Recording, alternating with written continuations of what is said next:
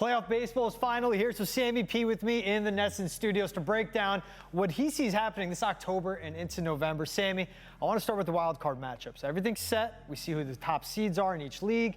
We know what the World Series odds are. But when it comes to the wild card series, is there any that jump out at you of winners you want to take there? I can't believe the disrespect for the Cleveland Guardians. Not only to make the World Series, to win the pennant, but to win this first-round playoff series. George, they get all 3 games at home at Progressive Field, and you can get minus 120 right now. They're going to be favored in every game in the series, I would think. I make them favored with the rotation they have.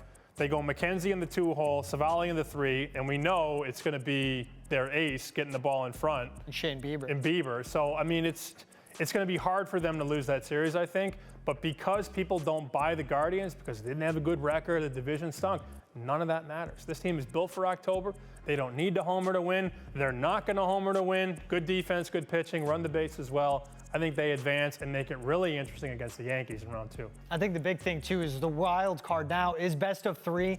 All 3 games there in Cleveland. Same thing opposite side.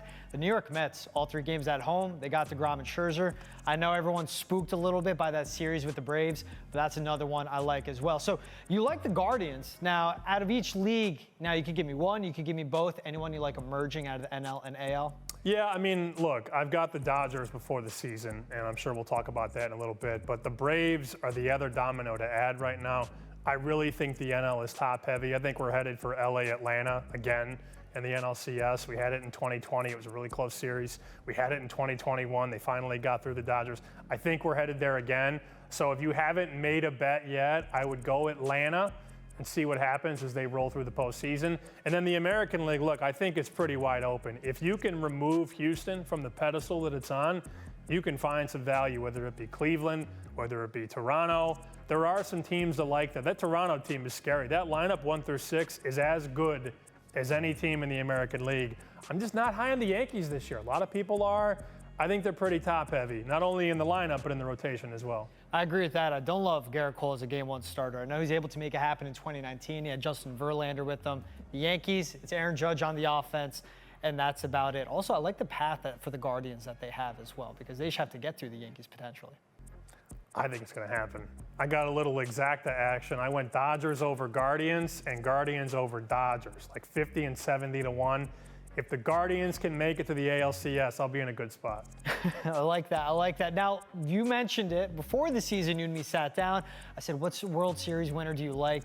Dodgers at 5 to 1 was a ticket you like to cash in. Did you make that? Oh yeah, I got it. It's here. You want to come and get it? Come on and get it. Look, it's not extremely bold to take the World Series favorite going into a season. Last year I had Atlanta. This year I'm on LA.